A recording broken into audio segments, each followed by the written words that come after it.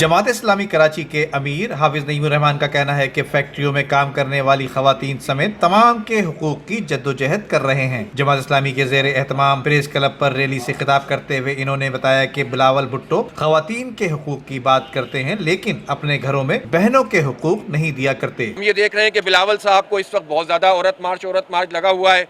मैं तो किसी की ज़ात के बारे में कोई बात नहीं करता, लेकिन इनसे पूछना चाहता हूँ कि पीपल्स पार्टी सन 70 से यहाँ सिंध के ऊपर विराजमान है।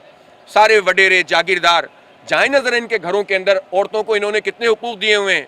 यहाँ आकर बड़ी बड़ी कोठियाँ इन्होंने करप्शन के पैसों से यहाँ पर रखी हुई हैं और वहाँ अपनी औरतों को किस तरह सप्रेस करके रखते हैं। यहाँ की औरतें अलग होती हैं, उनकी वहाँ की अलग होती हैं। तो मैं कहता हूँ कि जुल्म के निज़ाम से निजात जब तक नहीं मिलेगी, अदल नहीं आएगा, ख़वातीन को भी हुकूक नहीं मिलेंगे। हम ये समझते हैं कि ख़वातीन को मुलाजिमतों में बराबर के इंसाफ तनख्वाह मिलनी चाहिए, कॉन्ट्रैक्ट मुलाजमीन ख़त्म होने चाहिए। डॉक्टर आफिया सिद्दीकी पर ये औरत मार्च वाले बात क्यों नहीं करते? वो औरत नहीं है। हमारी बहन बेटी को डॉलरों के एवज बेच दिया गया, 15 साल से ज़्यादा हो गए, लेकिन कोई पूछने वाला नहीं है। हम उस हक के लिए आवाज़ बुलंद कर रहे हैं। इस मौके पर डॉक्टर आफिया सिद्दीकी को आज़ाद कराने के हवाले से भी मुतालबा किया गया। Nadeem Siddiqui, M7 news, Karachi.